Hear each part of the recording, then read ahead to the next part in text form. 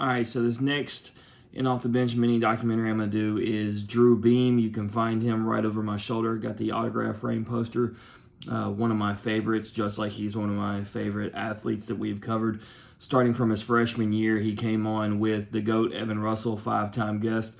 I don't know if Evan came with them because Drew needed to be chaperoned and he was just a young pup. But it's a top 10 audio downloaded episode all time.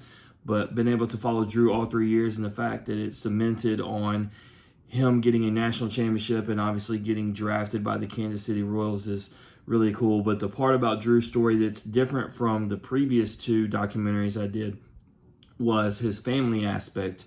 Getting to know his family. I always, say Kelly Beam is my favorite mom, and that's a very true statement. She leads the prayer circles out in Knoxville. Just the way she's embraced me from the time she met me in Baton Rouge. The whole family, the story with Carly has just been phenomenal to be a part of their family. I call them my family because I feel like they are the way they, every time I see them, it's hugs and it's excitement. And so to follow Drew's journey, to be a part of his family, the kid has just got outstanding character. He's a great teammate. He's a talent. As I tell Kelly, he's not ugly. There's no other way to put that. And so he's the real deal, and Kansas City really got one. But I want to put out the mini documentary of Drew Beam in the last 3 years. So here we go. And what you guys are building in Knoxville. If our best chance to win is with Blade on the mound on Sunday, and then me out of the bullpen on some other day to, get some late innings, get through the heart of the order, anything like that, then that's, the best recipe for success. That's what we're here to win.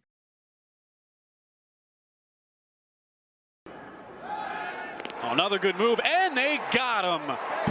Who was slated to redshirt last year for Florida, but DH'd coming. King G's just my code. We are the good, them boys so cold. Man come through when I brought my bros. ACA, that's how I'm close. 3-4-3 or 4-4-4. Lynn told me that the boy went gold. I don't really care about numbers though, cause they still lie.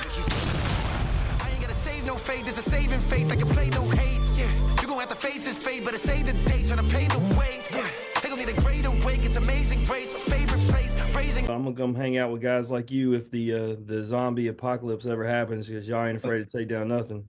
Nah, we'll be all squared away and stuff. So, man, let's talk about this past weekend. Obviously, tough to take a loss, and the splits on SEC baseball the last 3 years since I've been doing this are wild. The home and away, you're not, new to it. Something that obviously you guys would like to change. All teams would like to change, but nonetheless, y'all are heading back home. But a tough Alabama series, but you really showed, your ability to overcome adversity. You have a tough beginning, but you go the whole game, man. What was that talk like where the decision was made, hey, man, I'm just going to keep pushing through this thing because I got it under control now? Go, Beamer!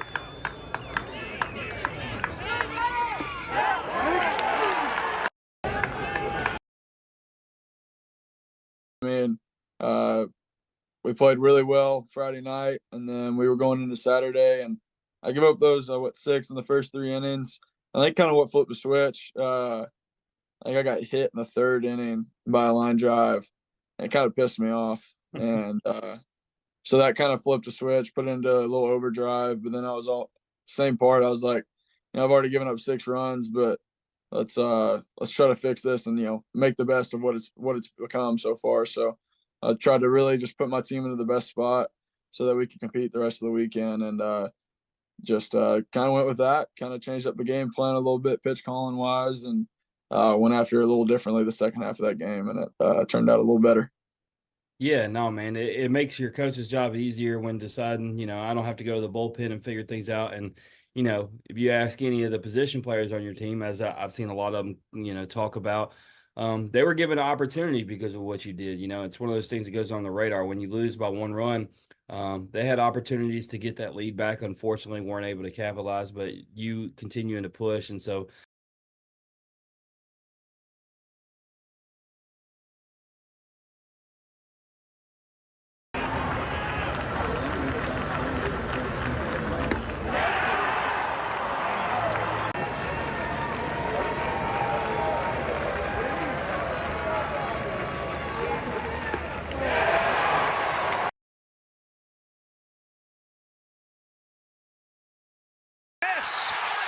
for the first time, Rocky Top reaches the mountaintop of college baseball. They are the World Series champions.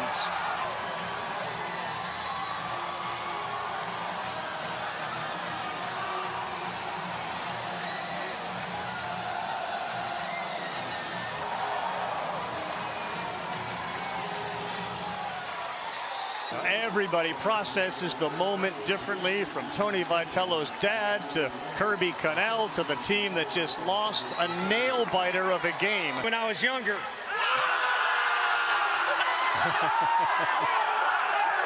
Holy shit, I'm on that thing. How much is a big brother, and, you know, everything that your family has meant to this team, for them to come in and, you know, make her a priority to bring the trophy to? It's been awesome. It's been really cool how they've embraced her and just, you know, grown friendships with her and just talked to her. You know, I don't know the exact number, but there's a good majority of the team that wears her bracelet, you know, has that on while they're playing and walking around everyday life. So it's really cool that they've, you know, over the years, you know, the team my freshman year really, they took a big part in that. You know, guys like Gilbert, Cortland, you know, Russell and all kinds of guys like that. They just, you know, they really embraced her. They were, you know, nice to her. They never, you know, never ignored her and everything. It was really cool. And so it's just continued to be that way. And very thankful for my teammates and my coaching staff and everybody for, you know, allowing her to, you know, be a part of it and, you know, be, you know, in the mix. And just, it was really cool. I think it was Brad, our bullpen catcher, who handed her the trophy, and he's been awesome.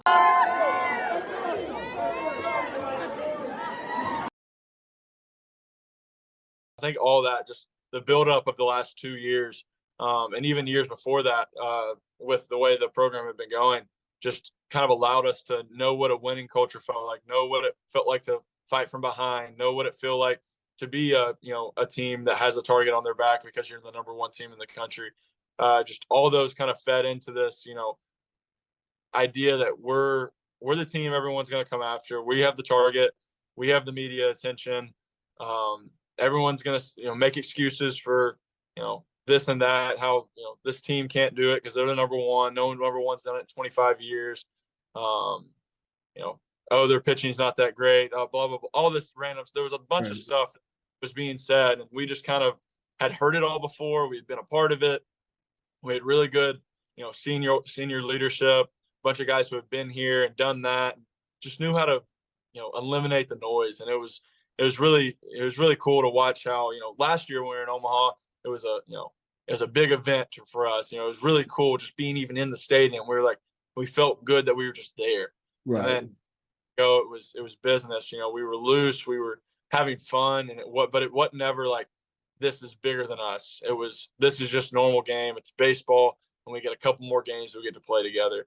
So let's just keep going and balling out.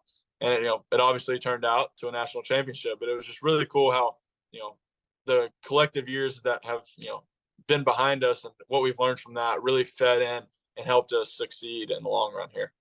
Yeah. I mean, last year, I don't bring up last year too much because when you look at the Wake Forest team, the side of the bracket y'all are on, the Wake Forest team, and how stacked and good they were, with Rhett Lauder, especially at the helm,